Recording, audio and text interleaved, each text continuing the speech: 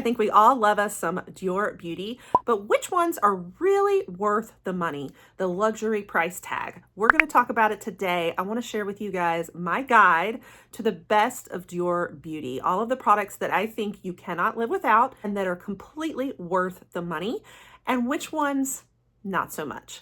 So we're going to do a full face of makeup today, and we're going to go step by step with the products. We're going to do all Dior Beauty on my face, and we're going to give a full review on everything. So if that interests you, stick around and we're going to go ahead and hop right on in. Guys, so welcome. If you are new here, I'm Cher.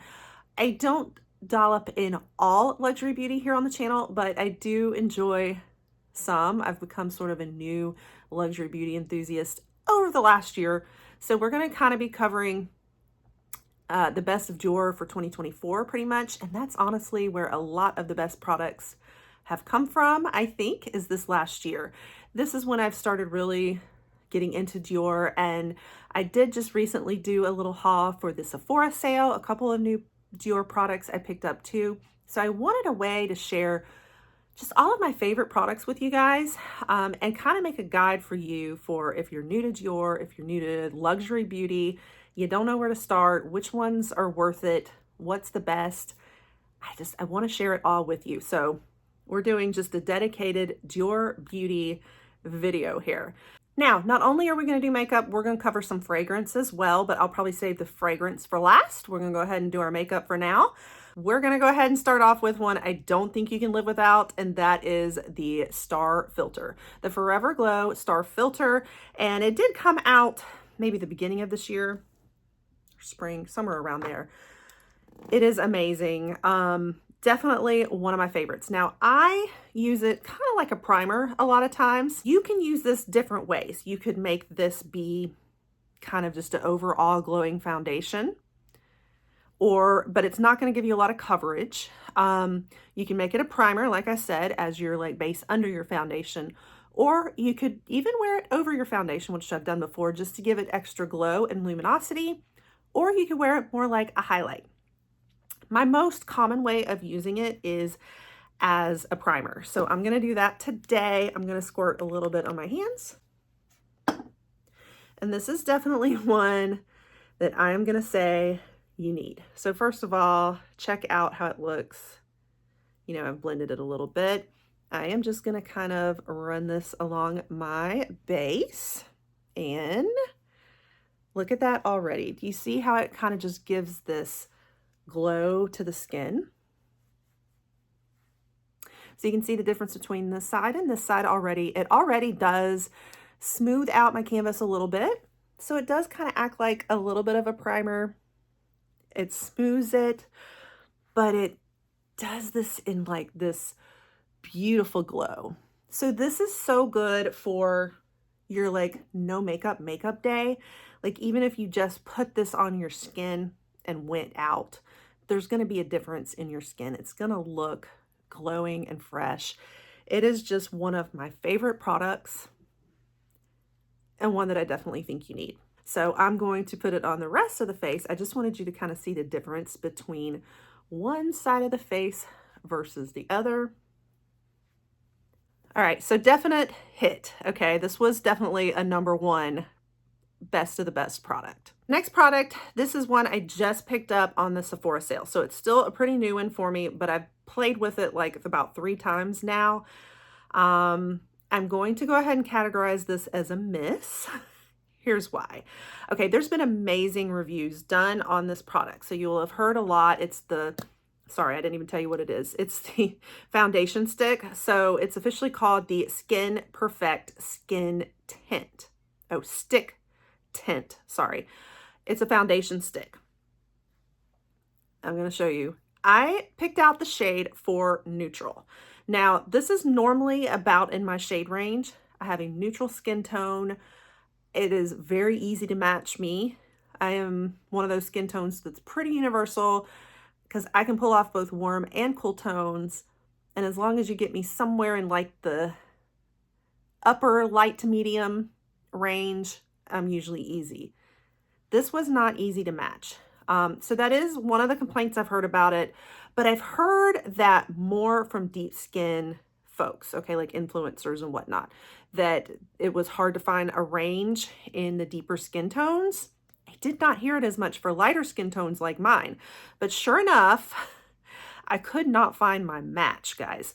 4 neutral might be slightly darker than I normally go, but it should be in a medium, you know, skin tone range, and it should still be a neutral undertone. Let me show you. That is darker than my skin tone, and it is not very neutral. This is very orange. Okay, it's turning like bronzer on me. So that is complaint number 1 that I have about it is this is bronzer.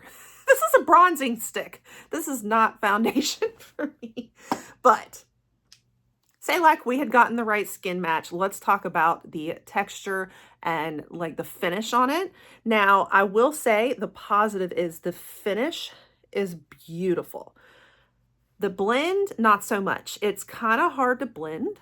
So like it takes a lot of, it's not very buttery, I guess is the best way I know how to describe it. But it's okay if you're going to keep working at it because the finish overall ends up beautiful. So I will give it that. It looks beautiful. You can see it's not full coverage though. See, my spots are coming through.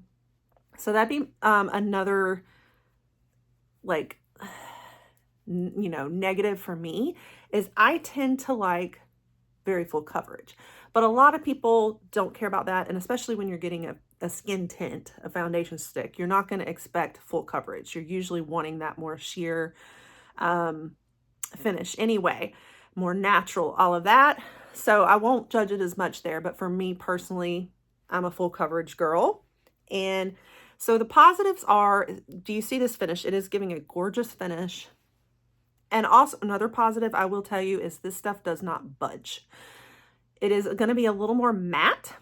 Okay, it is matte. This is a matte finish, which is part of why it's not blending as easily. So I think the oily skin folks will love this product. This is like fantastic for summer. It is not going to budge on you. It still feels thick to me, even though it's like a foundation stick, I'll be honest. And it's like, when I say it doesn't budge, I mean that it's hard to wash off. So when I swatched this before, like in the store and later, I couldn't get it off my hands. I tried all of my best balms, my makeup removers, like everything. It wasn't budging. It was staying there. It was like stained on my hands. So this stuff is long lasting, long wear, like it held up great. So this is definitely going to be your summer foundation or your oily skin foundation for sure, and a beautiful finish. So there are some major positives, and I think that it will be an amazing finish for somebody. Probably not as much for me though, because I like luminous glowing foundations. I'm not a matte girl. If it is a matte, it needs to still be pretty hydrating.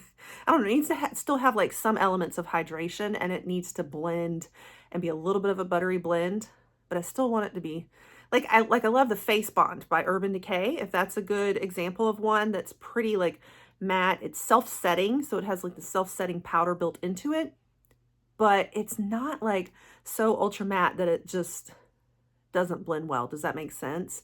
And it's still really full coverage. So if I was to choose one that was going to be a matte finish and really not budging and all of that and sets really well, I would probably choose like the Face Bond over this. So if I'm going to spend that money, this was $52, I think it was. For me and my personal preferences, it wasn't worth the money.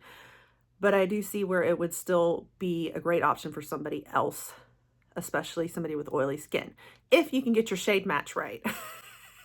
Just look, like, I just feel like I look orange. Like, it's not even that I picked 4, like I probably should have picked 3, but I feel like I did 3 and it was even darker. It's so weird how it just wasn't, I couldn't find it. I couldn't find the one. All right, similarly, let's go straight in with contour. I also picked up on the sale their contour stick. And so this is fairly recent, but not as new as the foundation sticks, I think. So this was kind of like that, the round before the foundation sticks. This is their contour sticks. What's it actually called? The Skin Contour. Again, I think I picked up too dark. Shade matching was hard again on this one. There was only 4 shades in this, in the contour sticks. Which when you look at like bronzing and contour, like that's probably pretty standard. You usually only get like 4 or 5 shades in a lot of brands. But I feel like this is, a lot of their stuff was on the like warmer side, not cooler. I don't see it working for even like my pretty pale toned ladies out there. I just don't know. I don't know how this would do for cool toned. This is the second one up. I should have gone with the light one, but in the store when I swatched, it was too light. Like I was worried that the light was not going to show up on me hardly at all. And when you contour, you want it to go dark enough and you can blend it down, you know. So I went ahead and went up one and I did medium, but I think it's too much. It just ends up looking dirty on me. So this is probably going to be another miss, but we're going to go ahead and demonstrate. I'm going to show you what I mean. Like I'm going to start up here kind of in my hairline. Like look at how dark that is. I would normally classify this as a deep contour. At least I know that I probably have a good option for my deep skin tone clients, maybe. If I go with, like, maybe they'll finally have one dark enough. But it's too dark for us light skin tone folks, I think. Like, look at that. And then when I go to blend it out, it is just extremely heavy. I just feel like it was a lot. Like I was just washing and washing my face. It felt dirty. And if you just see how it looks on me right now, it just feels dirty. Like the shade of it. So I don't know. This one I would pass on also. This is a big, big miss. So I've tried all different brushes with this stick, trying to see which one will like really buff it out the best. And all of them are almost like too concentrated or like too fluffy. Like there's not even a great brush that works with it, but I'm gonna try this one and see. Like it buffs out, but everything just feels very heavy on the skin to me. It's almost too, it's like it feels greasy, even though it doesn't really budge. This is another one though, I will say a positive on it is it's not gonna budge on you either.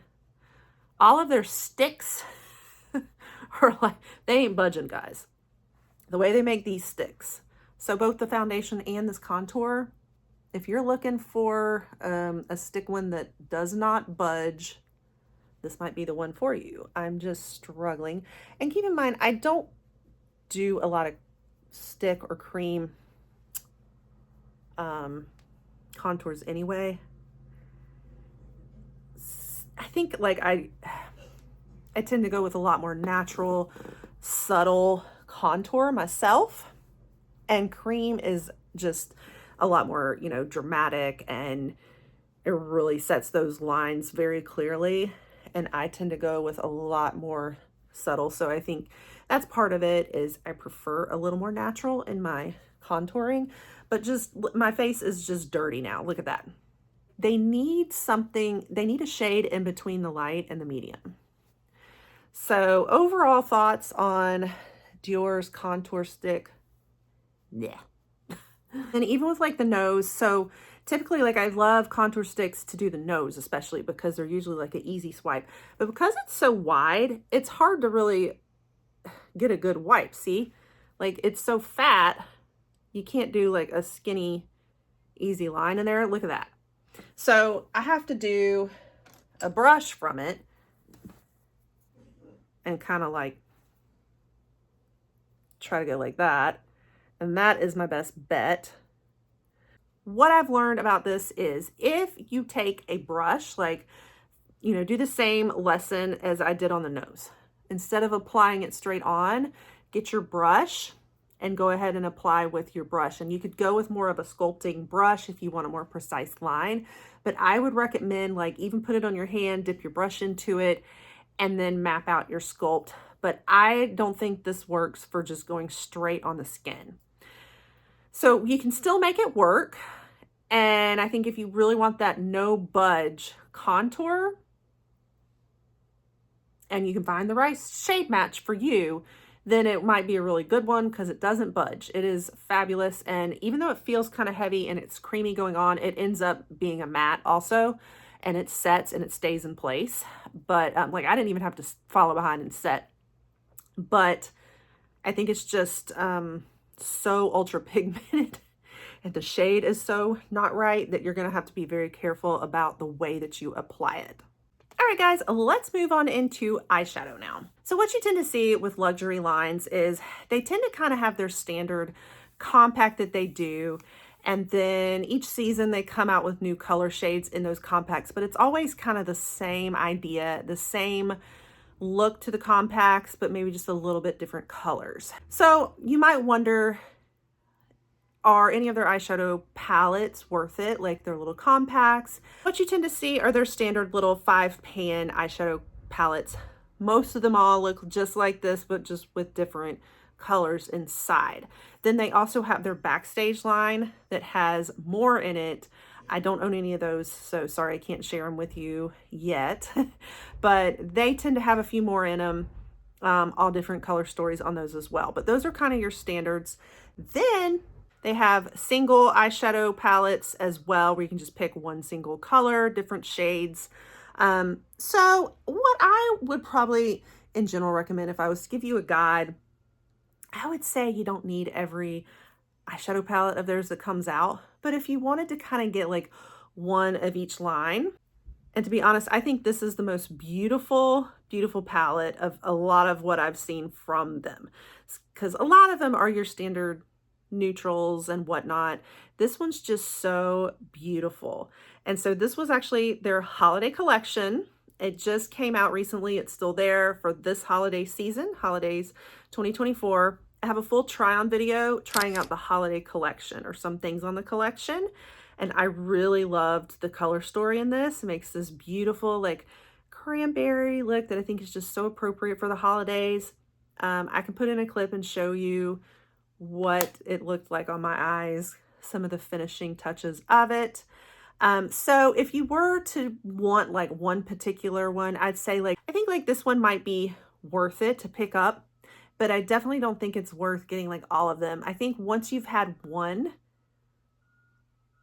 you don't need all the rest. Like, you know what I mean? I dabble in a lot of eyeshadow palettes.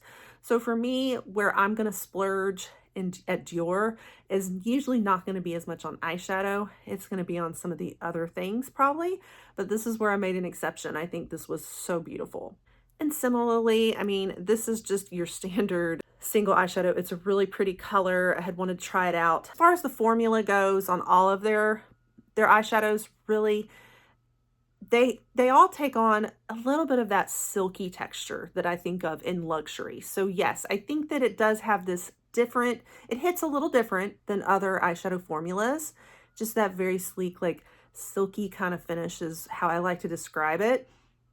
But not always the most just buttery, blendy, pigmented, some of the things that we all look for in eyeshadow palettes as big like eyeshadow palette collectors and enthusiasts. So I think it's just like if you're looking for that luxury silky formula, sort of everyday pretty looks, you might love this stuff. But being an eyeshadow palette connoisseur in general, it's not my favorite formulas on the planet. But what I'm going to put on my eyes today is just this simple pink. This one is the color 826 Rose Montagne. And I am going to go ahead and just kind of put this all over my eyes and show you that pretty pink. So it definitely makes a gorgeous pink, you know, silky type overlay, I guess is the best way to describe it. Such a pretty color there, very delicate. It's like It is kind of a little bit like putting down a pink silk pillowcase on the eyes, I think. So it's definitely beautiful. I'm going with the pink today instead of the full 5 pan because some of the other colors I have, especially for like blush, may not go well with my more warmer tone or like darker tone ones. So I'm just going to kind of keep it simple here for this look.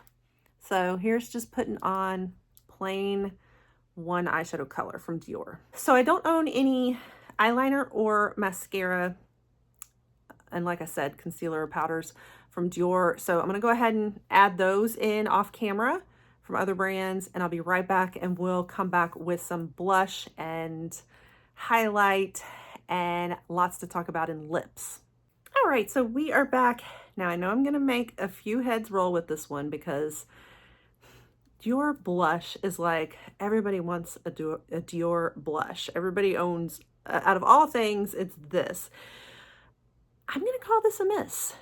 I wanted one. I had to have a Dior blush just because it's Dior, but there is nothing special about this blush from other blushes out there on the market. I would even argue drugstore ones. Milani has amazing blushes that are just as good, if not better. First of all, this just doesn't even scream luxury to me. It's like plastic packaging. Now it looks really pretty here, but it's tiny. The embossing would be the only thing I'd say is the really fancy embossing. Now I've already used some of mine, so you're seeing it fade off, but you see the Dior embossing in there. That's really pretty and luxurious, but other than that, it just feels plastic. The formula itself doesn't scream anything super original to me. Like it's not bad formula. It's just, is it worth the price? To me, not really. I just don't see it setting apart that different from others. Now I have here the pink lilac one, which is the one I had really wanted on the pink lilac collection. A lot of stuff I got on the pink lilac collection. And it's really pretty, but it is that lilac-y lavender that doesn't show up. And then especially with my crazy contour, it barely shows up. It's not ultra pigmented. Let's do one that's going to concentrate it in one place. So really pretty. It comes off more pink, but not pigmented hardly at all. You got to keep coming back over it. Very subtle. I mean, very pretty, but just I just don't think it's worth the money. Yes, it's exciting. It was that pink lilac. Again, really, really pretty. But I think that like there are better blushes out there for that price. Now, highlight. Okay, I actually don't think I have the contour stick, but I don't have like a powder bronze form. They do have a bunch out there, different products. I don't have those, so sorry about that. So our contour stick was our contour, and like I don't really have bronze for the day, but I do have highlight. So I've got two different ones I figure I'll talk about. One is the powder highlight. This was on the holiday collection too, and the other is a liquid highlight. If I had to choose, I would say this is the biggest hit that you can't live without. Absolutely breathtakingly beautiful finish. It gives you that like baked from underneath highlight, so it's not like this ultra pigment like a powder. It's so beautiful, and it just meshes into your other colors and your blush, everything. It's just absolutely gorgeous. I'm wearing the shade Nude right here, and this was that latest color they had come out with. I think it might have been with the pink lilac collection.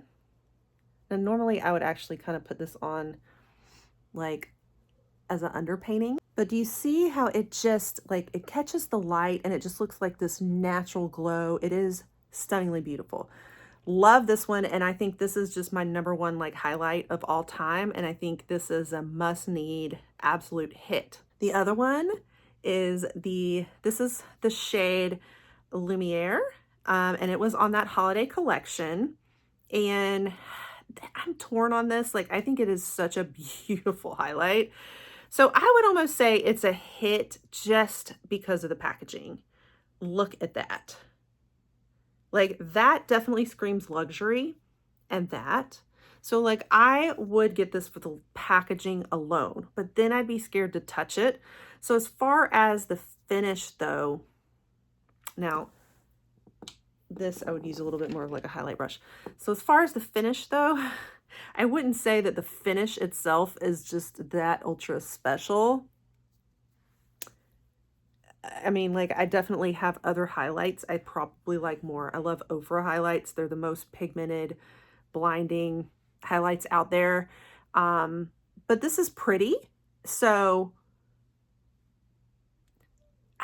okay, so I would probably say hit just for the packaging, just because it's so beautiful and it definitely screams luxury. Finish-wise, though, if I was only judging on finish, I would say not necessarily worth that money. So I'm torn. I'm going to go ahead and call it a hit though, because you can't beat the packaging. Like, how beautiful and stunning is that? All right, guys. So now let's move on to lips. Several different types of lips that Dior offers. I've got a few different ones. I think that my favorites of all from Dior that are just, you cannot live without these, and that I would say are the best of the best, is their lip oils. I love their lip oils. So, what shade am I going to wear today? I don't know if I may go more with that one, just because, I mean, I've got pink on my eyes. I have both the, what shade is this? I can't remember. Cherry one, I think. Was it cherry? It's 15. And then this is that pink lilac one, which is 63. We'll go with the cherry. I did just pop on a little lip liner real quick. It was not Dior because I don't own Dior, but lip oil. All right. This is just so hydrating, so worth it to me. They're like $40, I think.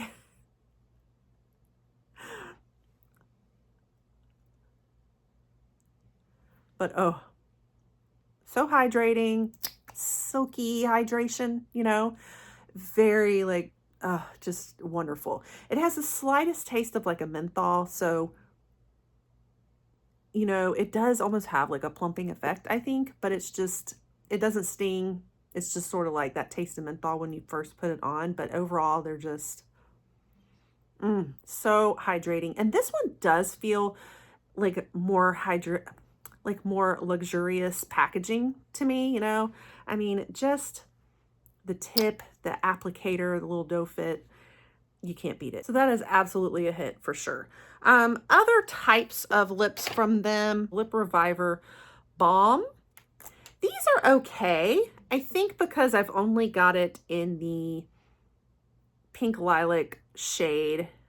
I haven't tried it in some of the darker shades. How do I equate it with some of the other balms out there on the market? Like, honestly, I really like the YSL butter balms, maybe just a little bit better than this. So, like, it's okay.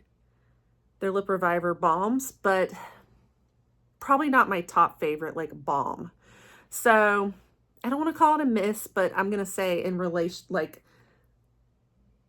relative to like the lip oil, this one is not as much of a favorite. Then you've also got, this is a little bit more like their gloss kind of Lip Reviver also, but it's more the gloss style. Don't care for this hardly at all, because look at this doe foot on it. It's so small and thin. It's really hard to get this on my lips. If you have tiny little lips, maybe this works better for you, but I don't find this to be the most hydrating, and I don't find it to be very easy to apply. The only thing I'd say about it though is beautiful packaging. Once again, I mean, the Dior words wrapped around it, that is absolutely stunning. But as far as finish goes, probably not my favorite, honestly. So another miss.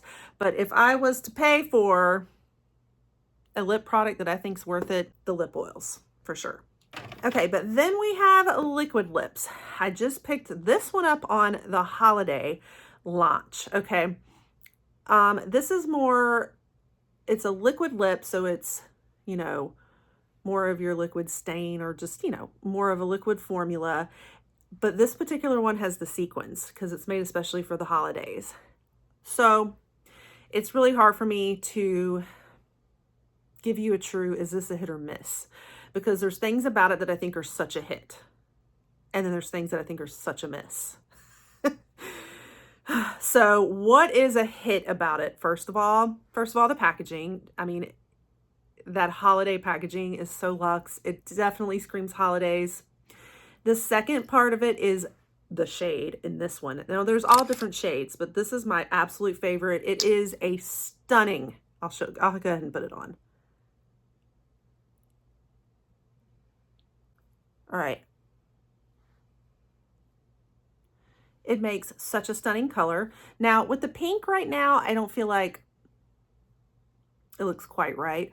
When you pair this with this, absolutely gorgeous, because it's like just that cranberry look all over, and it is so perfect. But what's also hit number 3, besides the color, which is such a gorgeous, like deep cranberry red that I think is so perfect for the holidays, but the third thing that's a hit about it is the speckles in it. So can you see the little specks? It makes it so gorgeous. It's harder for it to pick up on in the camera, but in person, it just, like, the lights when they hit, it just shimmers and sparkles, and it just gives off the perfect, like, holidays. The cons, though, the misses about it is that it is an incredibly drying formula. You're not seeing it drying much on me right now because I had already put down the hydrating lip oil.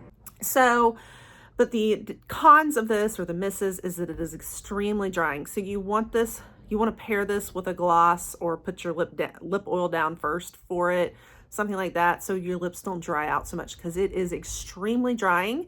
And I would expect better of Dior. I would expect more from what you're paying in luxury to get a liquid lipstick that's like gonna be a matte, you know, staying power with gorgeous holiday sparkles, but that it shouldn't be so dried out. And so, I mean, like, I don't expect it to be ultra hydrating when it's a liquid lip, but still not this drying.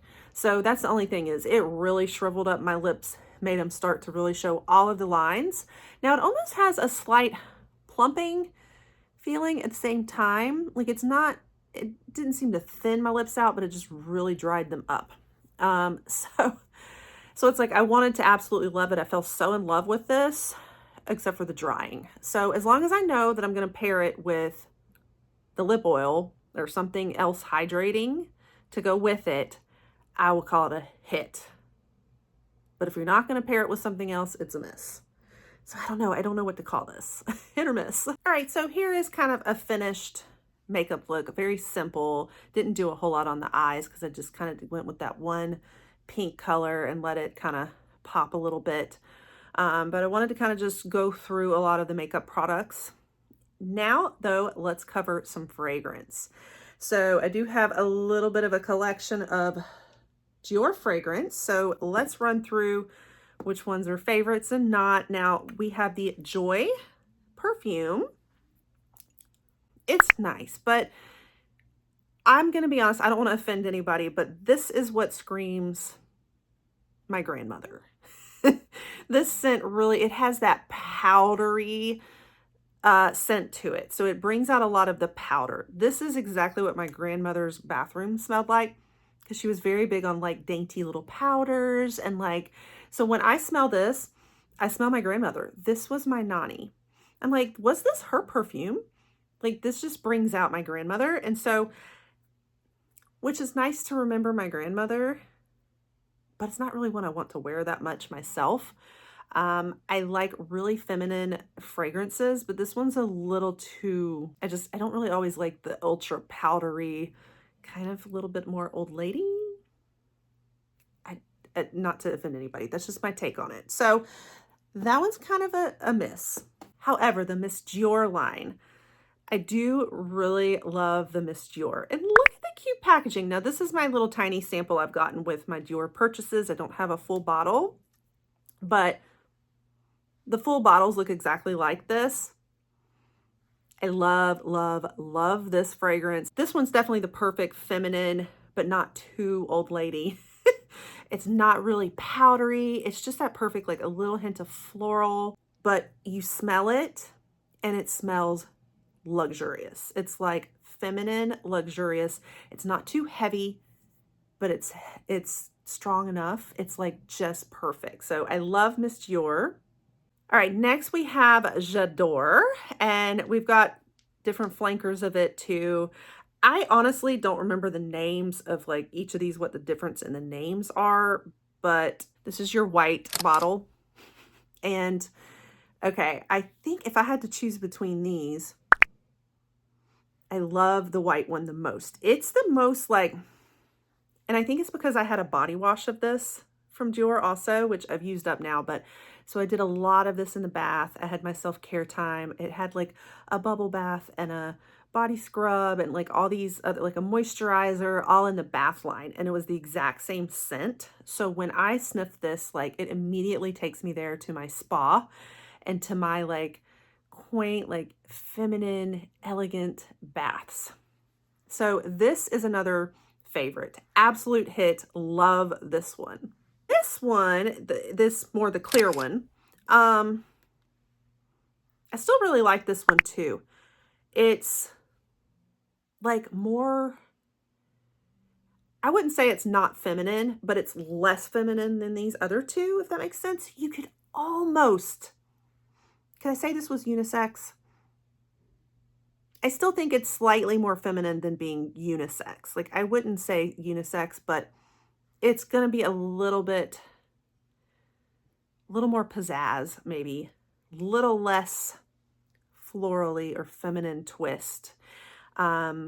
Still love it. And then we have another flanker of the Miss Dior. I have another sample of it, and this one is the Blooming Bouquet.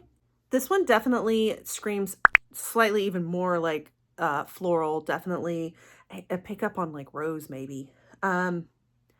The OG is probably still my absolute favorite, but this one's not too bad. It's just got, it might be a little stronger and a little more floral going in it. So what could I live with and what could I live without? Like I would totally say these two I can't live without. They're the absolute hits.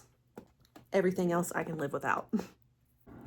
Okay, and then our last and final product, another hit, and that is Cologne Sauvage. This is probably up there as one of my absolute top favorite colognes. I don't know as much about colognes because I'm not a man, but when I can smell it on my man, love this one.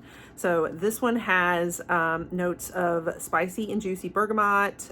It is like kind of woody notes as well with a hint of vanilla absolute. It is, yeah, I love this one. I have the little sample somewhere and I just haven't had time to dig through there. So I just was showing you the brochure, but it's just the little sample container anyway. So definitely a hit. Like probably one of my top two like favorite colognes on a man. So yeah. All right, guys. So that was everything Dior today. I hope that was helpful. Do you agree with some of my reviews, and which ones are your favorite if you're a Dior person? So if you have tried a lot of Dior, if you had to choose, what would be your absolute top product that you could not live without? I would love to hear. Let me know your thoughts in the comments below. And make sure that you stick around here if you like reviews like this. Best ofs beauty reviews, some luxury, all niches, honestly. I do a lot of beauty boxes here on the channel too. Spoilers, unboxings, try-ons, and reviews. We do all kinds of things, vlogs, you name it. So you don't want to miss all the fun. Pop that subscribe, turn the notification bells to on, and I'll catch you guys on the next one. Bye.